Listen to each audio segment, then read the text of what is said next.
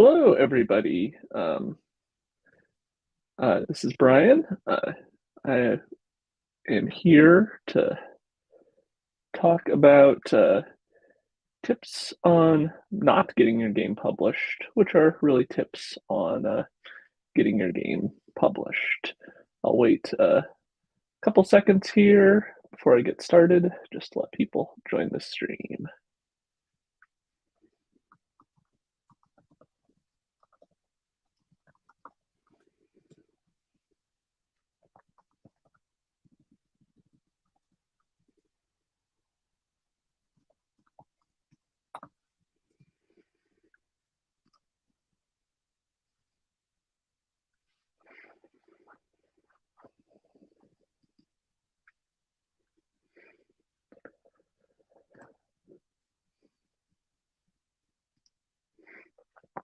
Okay, so I'll get started.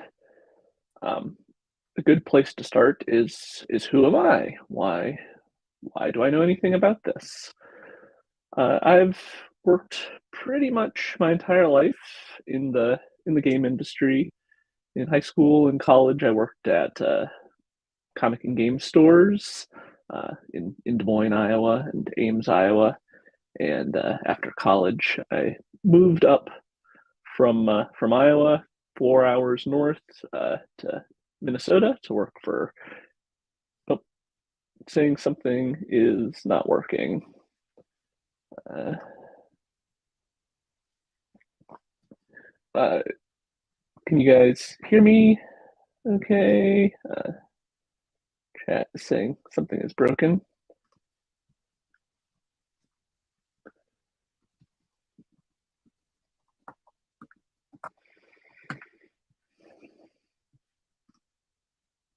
Okay, working now. Sounds good. So I moved up, worked for Fantasy Flight Games for quite a long time. Did a lot of things there. Made card sleeves. Opened up the Fantasy Flight Game Center. Designed that. Figured out how to sell hamburgers at a game store. Then after many years, I at Fantasy Flight, I left for a little bit. I worked for a game distributor called PSI, and came back last May to work for Asmodee again for a new studio called Office Dog. Office Dog is a studio made by Asmodee to work in a little bit different way.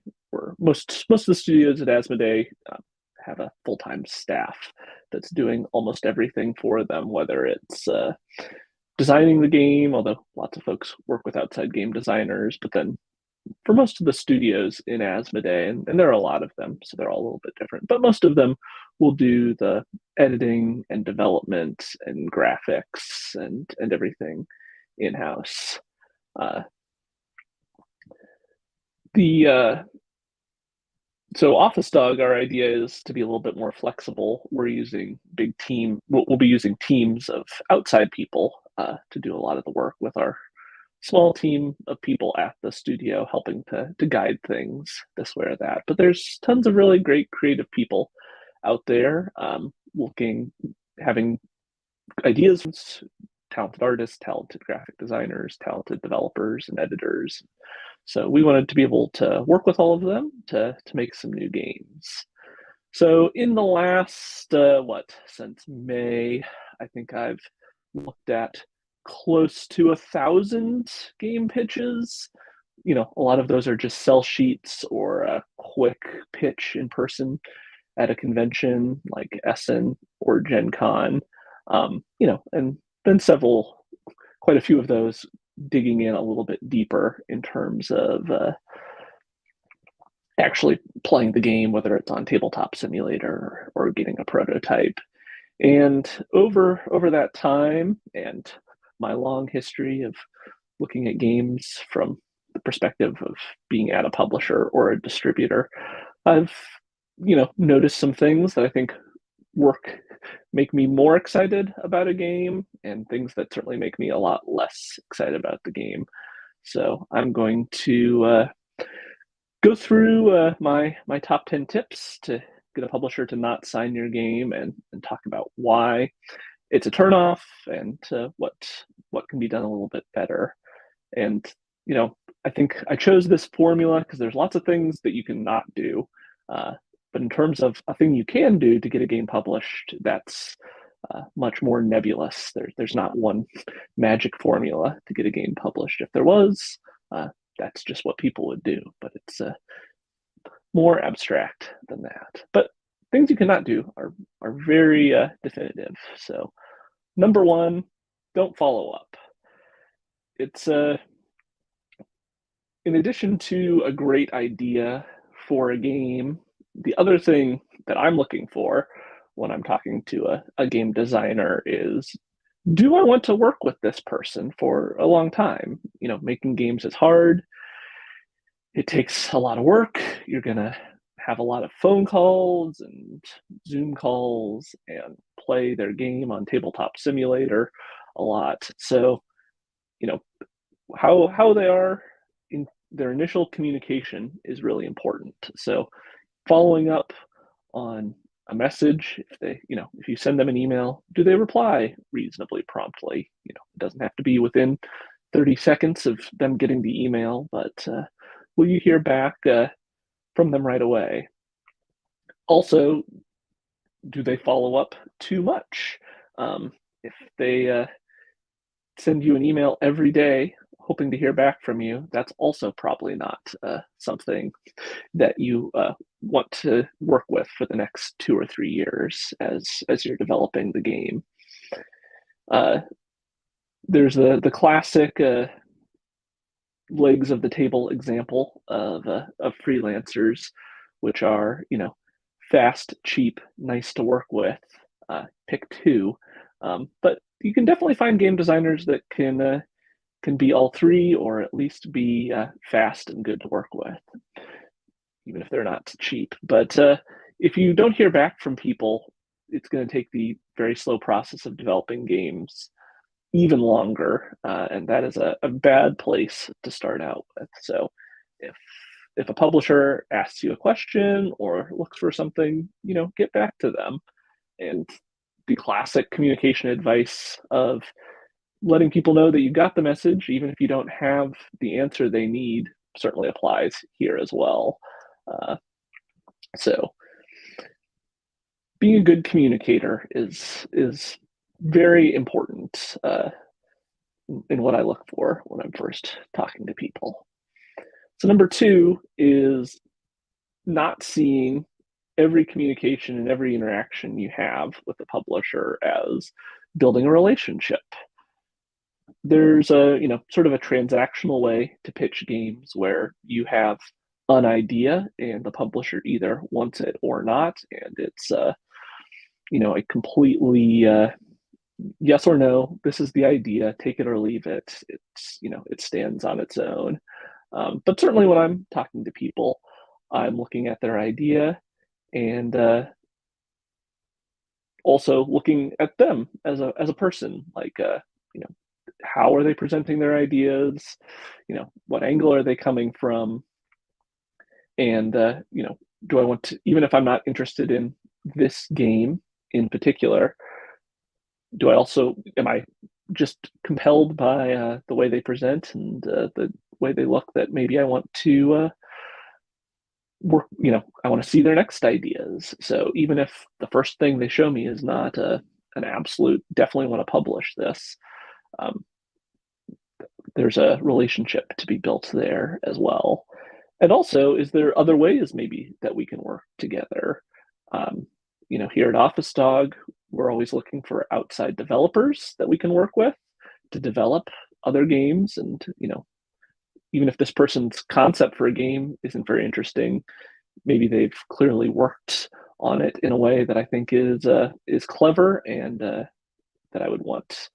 They could be someone I could work with as a developer or a rules book editor, or who knows, there's lots of different things that we could build together. And there's also, if you're really want to pitch games, you're going to use like the speed pitching events here at Unpub or at other shows.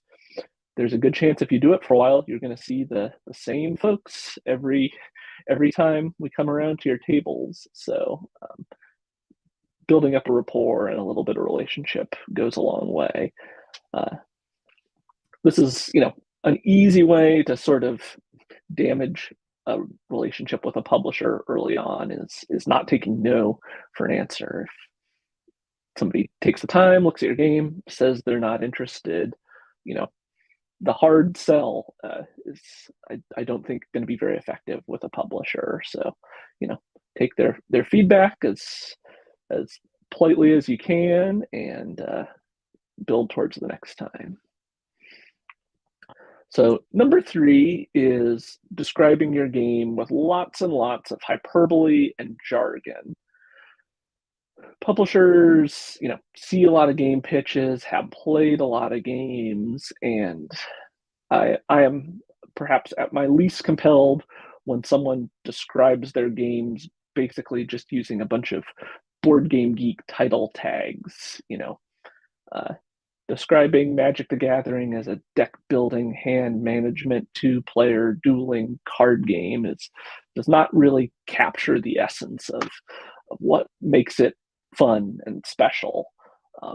Now, I'm not saying that using some specific terminology can't be really useful in helping to get across how your game works, but when I see a sell sheet that is, nothing but game mechanics and, the sort of game style of the day plastered all over it, just makes my eyes glaze over really, really fast. I think there can definitely be a problem both on the design and development side of the game industry and on the sales side of the game industry of using all this sort of shorthand that we've developed and agreed upon to describe games that is both not very compelling and really, sometimes boils whatever interesting ideas a game might have out of it. Also, just using a lot of other like hyperbole, don't tell me your game is the best game, a fun game. Everyone will love it. Everyone will buy it. That is literally my job to figure out if that's true or not. Like, that's what people scouting for games are trying to determine if something is fun or not. Prove it. Don't tell it. It's always a bad sign. It comes off as feeling very very unpolished when you say this is fun. Explain how something is fun. Don't just tell me that it's fun. Really, it's an easy way to get my hackles up reading a sell sheet or hearing a pitch.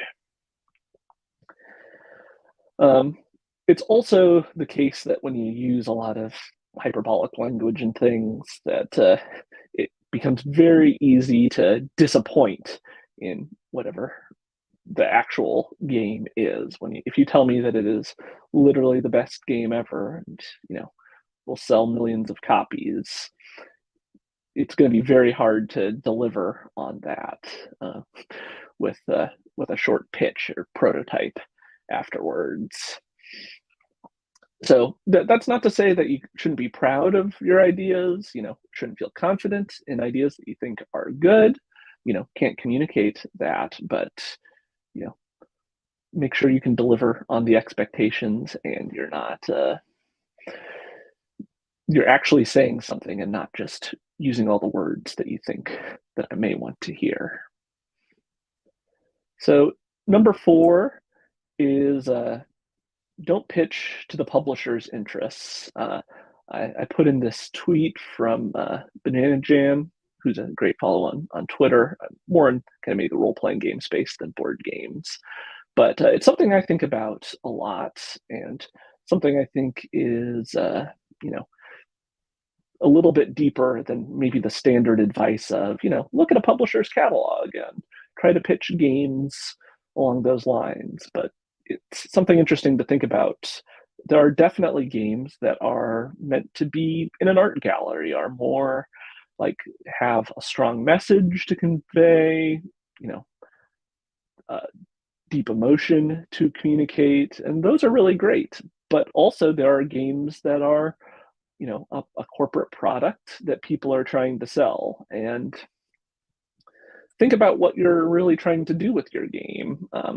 Who is it for? Who's and then what is the publisher trying to do in there? If a publisher's main purpose of being is to make games that they think are really interesting, and they fund them themselves or do small crowdfunding campaigns, like that's very valid and a very real way to make games. But they're probably not looking for a $10 Uno riff that will be easy to sell to a lot of stores. And by the same token, if a publisher mostly sells games to Target, they're probably not looking for a game with a strong political message or complex mechanics and things like that. So what the publisher is interested in is more than just the kinds of games they've made in the past, is another way to think about this. It's one thing to say, hey, they make a lot of two-player games, but also, what is the publisher trying to do with those games? How are they set up? Are they a very big company with a big staff? Like, they're probably not looking to make art games because they have a lot of mouths to feed and big expectations on what the product needs to do. And by the same token, if the publisher is a single person who does most of the things, they're going to be looking for titles that they're passionate about, whether they think there's a huge sales potential there or not. So I think when you're deciding who to pitch a game to, it's important to think about complexity and style and themes, and if that lines up with what publishers have done in the past. But even a step back, sort of philosophically, what does it seem like this publisher's trying to do? What are they interested in? And making sure that the types of games you're pitching are lined up with that. I mean, another thing to think about is the scope of the game. I get pitched a lot of games that sort of follow the button shy fashion of things. It's like, look, we can print this on 18 cards and it'll fit in a wallet. And like, there's a lot of really great button shy games. I think they're really cool, but they're probably too small most of the time for what we're trying to do to sell something into the Asmodee distribution network. We're going to probably need a game that's a little has something to make it stand out a little more. I often get pitches about, look how economically you can print this game. And if you're pitching it to a really small publisher that's trying to really save some pennies and print games in a really economical way, then that's a really great feature to add. I'm less interested in that right now because we're trying to make some really beautiful games. Or if you're pitching it to someone who does Kickstarters with lots of really cool stretch goals, they're probably not, their number one interest is not, can we fit this all on one press form? They're probably more interested in, what can we do to really make this stand out? So it's hard to intuit a publisher's philosophies just by looking at their Board Game Geek history or anything like that. But you can probably start to get at least a general feel for things, and then make sure what you're calling out aligns with that. So number 5 is don't think about the market. There's definitely times where I get pitches that is someone's passion, and that's great. But for me, it's as a commercial publisher, I'm always really excited when someone has thought about the market as they're thinking about their idea for the game and can explain to me not just why the game is fun, but why there's a commercial reason to make this game. So, can you point out an underserved market of people who probably like board games, and you have a idea for a theme that really fits in well there? Um, do you have an interesting take on a trend that's happening and an interesting way to stand out? I mean, we all know there's a lot of games about nature and things coming out after Cascadia and Wingspan. So, if you want to be part of that trend, how are you going to stand out from that trend? If you're going to be not part of that trend, why are you doing something different? Um, so part of that is understanding what games already exist that are comparable to what you're doing, and being able to call out succinctly how you fit into the world, into the market is really powerful. um, this is sometimes when someone will have an idea for a mechanic and say like, I have a theme on this, but you could do whatever you want.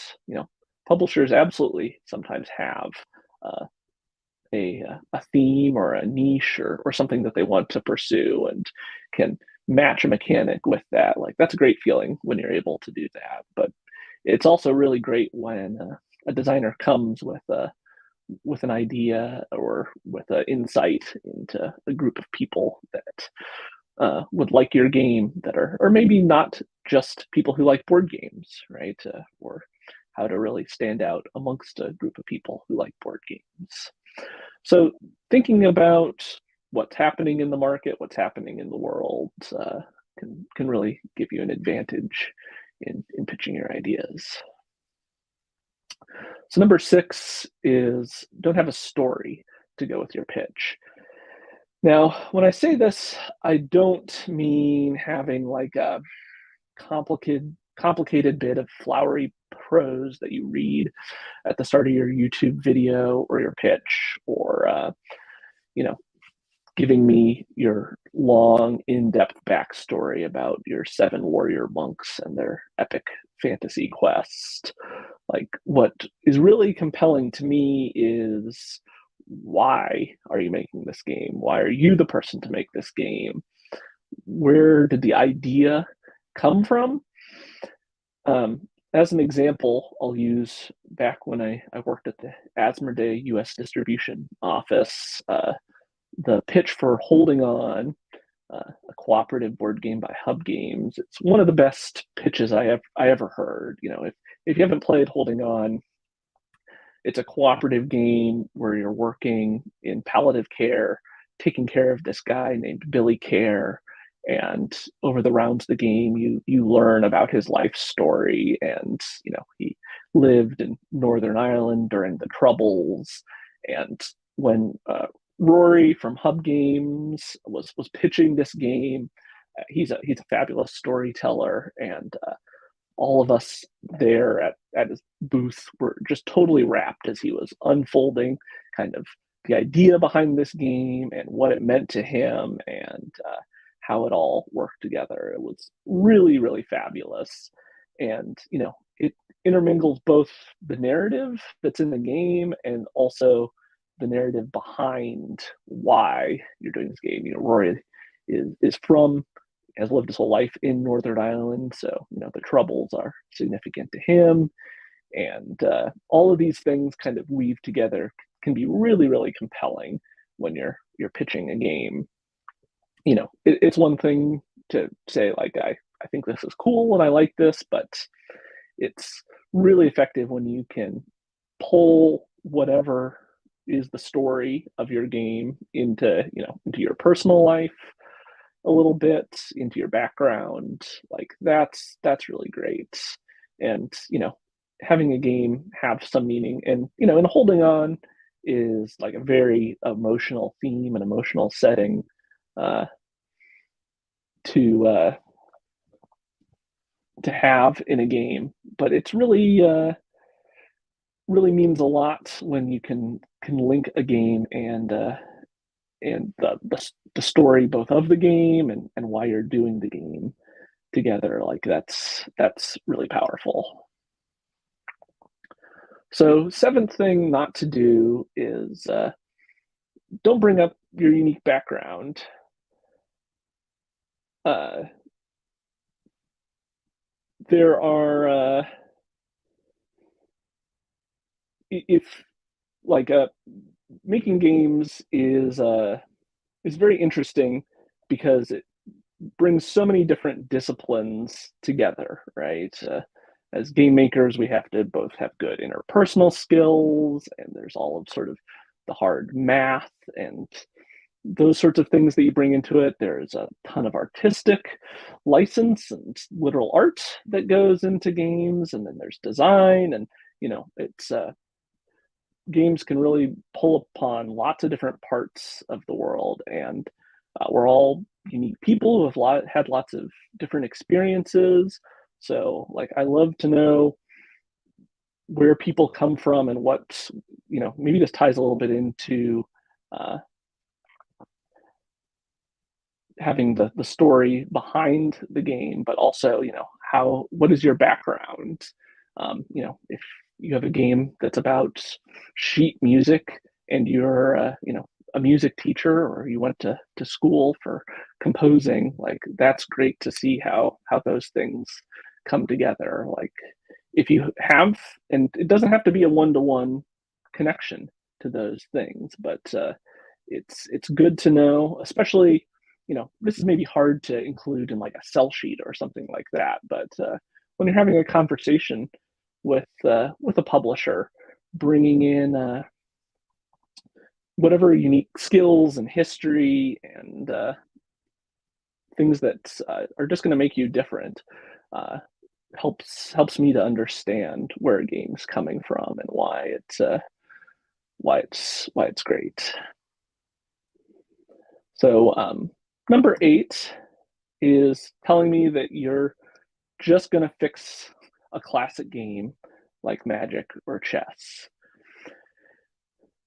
Now, there's a lot to be said about taking inspiration from a game that lots of people know and having a unique riff on it. But it's, especially for me as a commercial publisher, it's really off putting when you tell me that this classic game is bad and now you've fixed it, because uh, uh, most publishers would be delighted to publish Magic. I mean, anyone could publish chess, but it's taking inspiration from successful products, coming up with new riffs on them. Totally, totally fantastic, very interesting, but positioning your game as it's going to replace this popular thing that is, part of the zeitgeist makes me think you don't understand how these things usually go. So there's a there's a way to do this that is fun and interesting, and most publishers are obviously going to understand classics like this, but there's also a way to do this in a way that will really turn off just about anybody if you're saying that this will take over the market share. Another classic trap that I see people fall into is when you start saying like all we have to do is get X% of the market of people that plays X or Y game to play our game, and we'll make lots of money. I've seen people literally pull here's the Magic sales numbers from last year from Hasbro's stock results, and say, if we all we have to do is get 5% of these people to play our game, and look how much money we'll make. Really misses a lot of steps in between there. That's some different underpants gnomes kind of math. So, telling me games that you're inspired by and how you've got an interesting change on them is not necessarily bad, but saying that you'll supplant these classics is a classic thing to turn me off. So number 9 is not thinking about what a publisher will want to contribute. So this takes a bit of thought, and every publisher is going to be different in this regard. But publishers run a continuum of how much they want to contribute to the final product, and it's worth thinking about what part of that a specific publisher you're talking to will want to do. So, what am I talking about here? So some publishers have, maybe a bit of a house style or a house artist that they tend to use. So coming to the pitch with a game that you say, this game is done, can be a big problem, or can really turn a publisher off if they want to do some additional development on your game, for an example. And on the other side of thing, if it's a publisher that mostly wants to publish a designer's vision and doesn't do a lot of internal development and changing a game, coming to someone with, this is just an idea for a game, but it doesn't actually work yet, would also be a problem. Now, learning how publishers approach those things, there's no one size fits all on how people do that. Every publisher is going to be a little bit different, but by looking at their catalog and the kind of people they work with, if all their games have a similar look and feel, then they're probably doing a lot of those graphics and art themselves in a very specific way. And so a big part of that is how you present your prototype, right? If you have a prototype where you say, I have by hand illustrated all of these cards or paid for art for all of these cards, the publisher is going to evaluate that art as part of something that they're acquiring when they're thinking about getting your game, because clearly you've sunk a lot of costs into those. But if you just have a bunch of clip arts on the cards, then you're communicating something different to the publisher. You're communicating, hey, this is not what I want it to look, and I need a publisher that's going to help me do the graphics on this. And neither of those is right or wrong. It's just a matter of aligning the game you're pitching it and how you're pitching it to how a publisher is probably going to work. If you're pitching a game to a big mass market publisher, you can probably have a sense that they're not going to just publish the game as you've made it. They're probably going to want to work on it as well, at least visually. So if you come with a game with a lot of unique illustrations on it, there's a certain amount of cost and difficulty in getting rid of things, even if it's just sort of emotionally. And also, on the game design side of things as well, how far along you say a game is, present a game is, leaves an impact on a publisher. They're of course going to have their opinions on if things need to be changed or not, and hopefully discussion of what you're going to do on that front will be, part of signing a game if everyone's interested, so there's no surprises there. But there can be, I think sometimes when I hear from designers, I hear them say, like, I've tested this game large number of times, and I feel like it is done. Makes me wonder, are they done working on this, right? We all get to a point working on a project where we just can't really think about it anymore. So does that mean, hey, they're really not going to want to spend any more time working with me to develop this, or you know, does it mean that they're just they're very proud of the work that they've done and they feel like they've gotten it to a balanced place? So, trying to understand what a publisher is going to want to contribute to a game, asking them how they like to work on that front is totally acceptable, because, we all put in different parts of the game, all have different opinions on how some things can be done. And so making sure that yours matches up with that, your pitch and your prototype fits with what a publisher is going to want to do. And lastly is pretty specific, but I really makes a big difference. So after you've gotten a publisher interested enough, or if you've gotten a lot of a publisher's time, it's a big mistake when you don't just jump into the teaching of what makes your game fun and interesting. Um, it's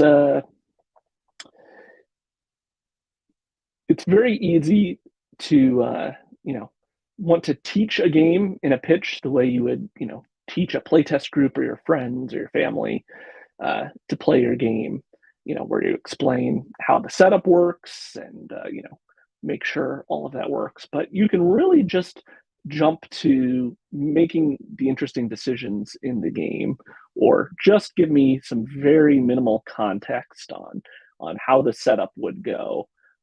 But I'm always much more excited in a pitch where we just start jumping into talking about the core loop of the game, what you do on your turn, what are the fun decisions, highlighting what's special about it right away, than when we're kind of going through and doing each of the bits of the setup. If you're doing a demo on Tabletop Simulator, or you have a little bit of time in person to prep your game before a pitch. Uh, like I've played a bunch of games. Most publishers have, just saying like, "Hey, you've gotten some cards, you've gotten some resources. Here's where this is at." Is a way more effective way to pitch the game and get into the fun parts of playing it than you know going through all the setup. And another big red flag is when someone you know tells me about a rule of the game, and then in the first couple minutes of talking about game, they talk about the development history of that mechanic and ways it's worked in the past and why it's been changed. Tell me how it's working now, and then maybe later on we can talk about the history of things. But really focus in on the here's getting me that feeling of the game working at its best, and highlighting what really matters for people. I've definitely seen some great pitches, and another time where this is really relevant is if you're making a video pitch for someone. The shorter that video is, the more likely I am to watch it all the way through. And you can even in media res your videos a little bit, in that kind of classic Hollywood, start with James Bond chasing the spy. You don't need to know why James Bond is in Monaco, why he's chasing a spy, how he got on top of the roofs. Like, he's James Bond. There's going to be an action thing right away. And then maybe later on in your video, you can explain how some of the setup works and maybe some of the interesting parameters there. But unless that's the core of the game, like, you can just say, hey, you've got these cards, you've got these resources, you're here, you need to decide, do you want to do this, do you want to do that, or your opponent just did this or that, or those sorts of things, makes that pitch of actual gameplay go way smoother for me than I'm not necessarily looking for an unboxing experience, uh, unless the unboxing experience is something totally amazing. So those are my 10 tips here. Let me check out the comments. If you guys have any questions, I'm happy to format some things.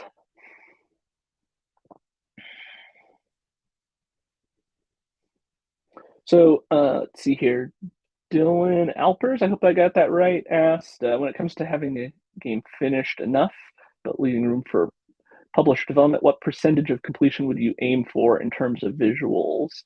What if there is a specific unique technology involved in the visual design, not AI art?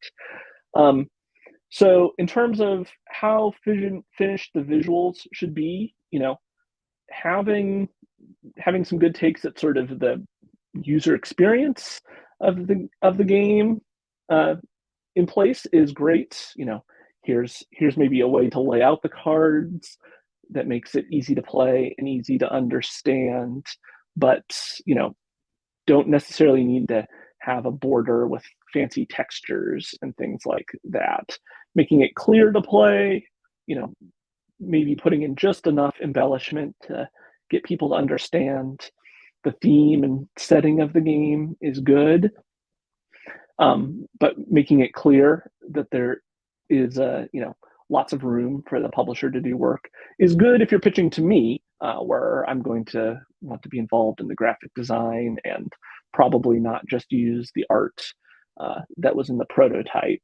Now, you also asked if there's a specific unique technology involved in what if there's a specific unique technology. If the visual, you have something really special and unique about the visuals of your game, and that's a selling feature, then, I say lean totally into it, but just know that having the publisher embrace that idea is part of your pitch and part of what you're trying to sell as well.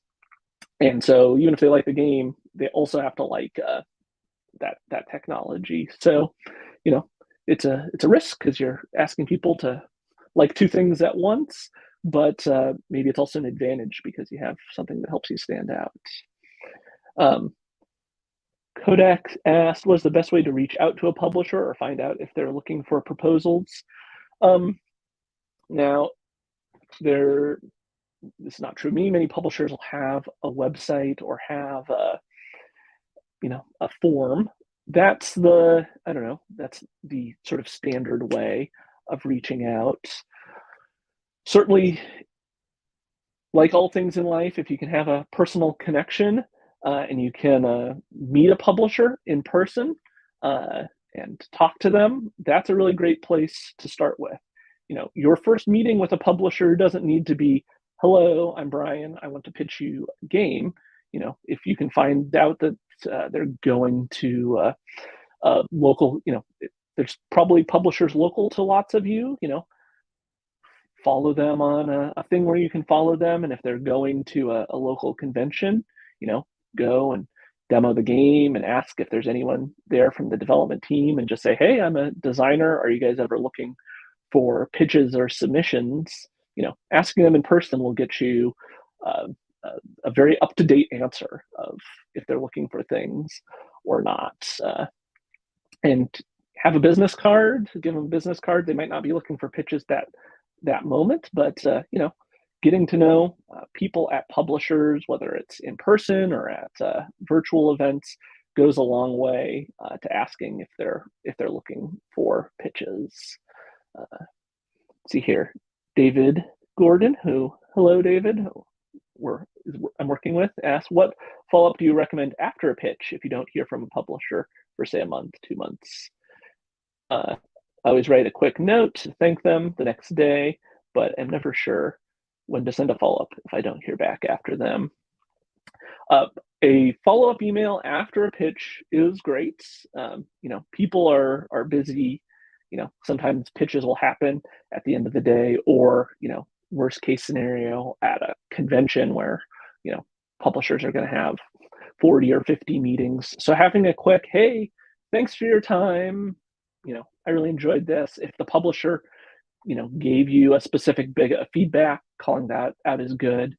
Bubbling that up for people is really good. I mean, following up after a month and checking in to if you haven't heard anything is very reasonable. But after that, you have to use your best judgment on if you're being if you're pestering or not. I certainly don't feel like once a month is too much, and certainly a publisher's goal should be to get you some feedback one way or another on a game. Tier Chess and Poker says, without naming names, what was the most train wreck pitch ever presented to you? I mean, I've definitely gotten some very rough rough pitches over the year. I mean, I definitely think the some of the roughest pitches I've gotten is just when the designer is uh, close to outright hostile with me while I'm doing the pitch.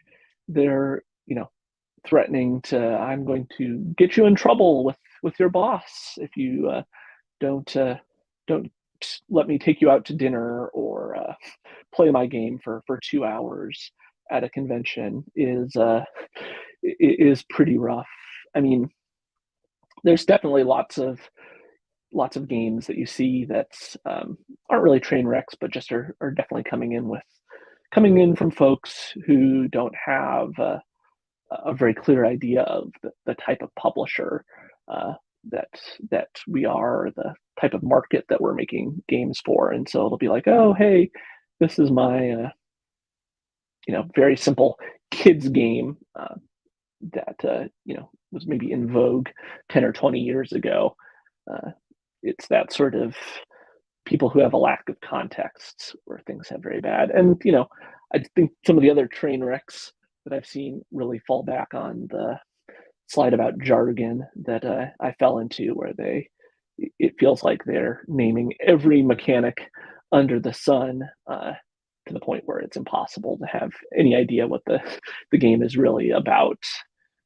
When you're calling out mechanics in your game, you know, if you have a hand of cards, is it really a hand management game if that's not the main thing you're doing? Is it, really a drafting game if once in the game everyone picks one thing from a common supply?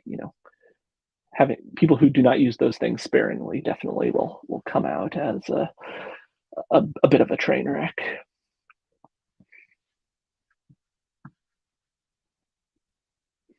Let's see if I missed anything while I was talking there.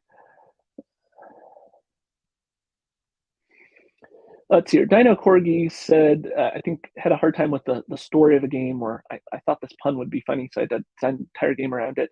I mean, that can be enough if it's a publisher who likes funny games and likes puns, and there can be a bit of a. I have heard a compelling pitch of like, hey, I learned about this strange phenomenon or this strange scientific term, and so I made that inspired me to make a game. If that's fine, if that's the backstory of a game, then that's okay, and embrace it and say what that is, and just know that sometimes that's not the most compelling pitch for a game, and at that point you're going to have to lean much more heavily on what makes the mechanics compelling, or why people would think that pun is interesting. Does if it's a cat pun, why that makes it a cat game, and how does that fit into the market for cat games? Because there's a lot of cat games out there right now. Let's hear. Tam at Play says, do you like paper sell sheets, or is a digital one easier? Certainly, I don't want anyone to mail me a piece of paper if they don't need to. A paper sell sheet at a convention can be a nice reminder that we met, though anymore, you probably aren't counting on that unless you're going to like a speed pitching event, like one of the unpub speed pitching events at Gen Con or something like that. So I'm going to have a note-taking system to capture things one way or another. I mean, digital sell sheets are great. My personal preference when I've been looking for pitches from people is to get a sell sheet and a very short video. So the sell sheet should be a page. There's lots of Century Lim has some great advice out there on what makes a good sell sheet, right? But if a sell sheet's ever more than one page, you know, I feel like we're in trouble here, and it's going to be hard to describe you have not quite figured out what the essence of your game is. So, a one-page sell sheet that is not just black and white is great. And then, like I said, a video. The shorter the video is, the more likely I am to watch the whole thing. And my advice of skipping to the good bits for a video, I'll repeat here, and just jump right to playing the game and making decisions. A great memory I have working at Fantasy Flight was when Eric Lang was thinking about the idea for the Star Wars living card game, and was sort of practicing his pitch on me and he pitched the game to me with a stack of face down Game of Thrones cards, and just sort of said, okay, this is Luke Skywalker, this is Darth Vader, and just put cards out on the table, sort of describing how the game works without actually really having anything at all. But so, I bring up that anecdote just to say, you can make a lot of assumptions when you're pitching a game, the gameplay of something to a publisher. They're willing to assume a bunch as you're getting started, so you can just dive into make the interesting decisions. Codex said, if I have a prototype of a game to show off, is it has to insist the publisher take it with them, such as a sample card and miniature? Yes, probably. Publishers, if you're at a show, you don't know necessarily what the publisher's situation is in terms of traveling. Do they have space? I think at Essen this year, I had something like 50 different pitch meetings, and if all 50 of those people hadn't really insisted that I take something back with them, I would have been in trouble in my luggage. So that wouldn't be great. Totally fine to offer. A publisher, if they want a prototype, will ask. Totally reasonable to make it clear at the start of your meeting with a publisher if you have prototypes available for them. You just sort of say like, oh, I've got a few prototypes with me. Let me know if you want one. Also, very reasonable to have all of your meetings and then drop off a prototype at the end, or offer to ship one to someone. It's 2023. I'm always very happy for my first play of a game just to be on Tabletop Simulator, if it's a game that works even reasonably well on Tabletop Simulator, just because then I can have the designer lead the game and teach it to me, make sure I'm playing it correctly, and go with a paper prototype after that. Also, it's good to be able to have a print and play copy available for games. Now, it depends very much on the difficulty of printing a game out, on whether a publisher will really want to do that or not. If you've just got a game that's it's 60 cards with just one or two backs, I'm very good at sleeving some cards. I'm happy to print a game out like that. I don't necessarily need a designer to do that for me, but if you've got a game with lots of bits or cards that have to be stacked in a specific way or something like that, then that's not good. But for any kind of takeaway handout thing, a sell sheet is not a bad thing to have some copies of, to give to someone, to help them maybe put that into the following up category of the talk.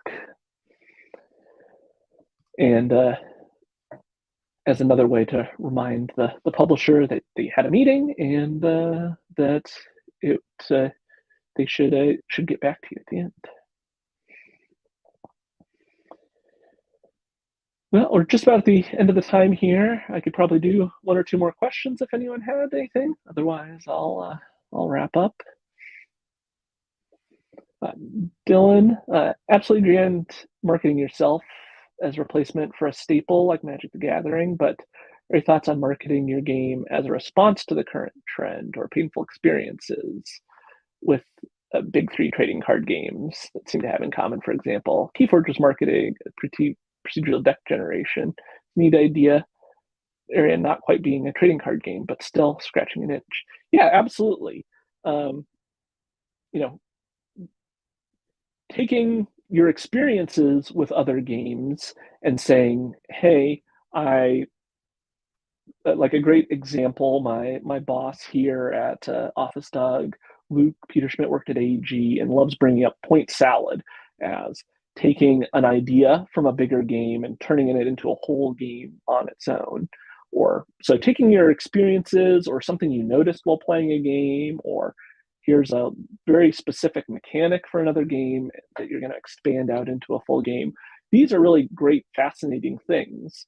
I think it's a matter of not positioning yourself as, hey, deck building in Magic the Gathering, I don't like it. So my new game, Keyforge, solves deck building in Magic the Gathering, and so it will be bigger than Magic the Gathering. It's the last bit that will really trip it up. So it's not to say that you've fixed one of these staple popular games, but pointing out an experience is great and is a great jumping off point. And then you're going to have to just let the game stand on its own and not be have to exceed, one of these like cultural touchstone games. Dino asks, are large publishers starting to accept VTT builds as pitches by themselves? I don't know what a VTT build is, so I'm going to say I don't. Like, if you mean like a tabletop simulator build, I would not want that just by itself. Uh, I would, I want virtual tabletops. Certainly, I play lots of games on Tabletop Simulator or something similar, but the pitches always start out as either just contact I have with the designer or a sell sheet and a video to give me a feel for the game before I sit down at a virtual tabletop. I have definitely signed games that I never got a physical prototype for, though. The publisher or designers pitch me games. I, they had a video. Using a virtual tabletop to make your video can be okay as long as you script and edit it well enough to have it not just be a virtual. Get past some of the hard points of virtual tabletops that I'm sure lots of you are familiar with. But using screenshots or some clips from a tabletop simulator build, totally fine for pitching a game. Now, what I have gotten is like hour and a half long screen captures of people playing the game on a virtual tabletop. I'm not very interested in that, but a physical prototype is not strictly necessary for a publisher to be interested in a game. I mean, I've certainly had some games that we've been interested in, and the only physical prototype I've ever played has been one that I've helped print out. So yeah, the virtual tabletop definitely does speed the process along, and if we can keep the postal service out of things, that makes things easier for everyone. All right, well, that's my hour. I don't want to overstay my welcome. Thanks everyone for joining today.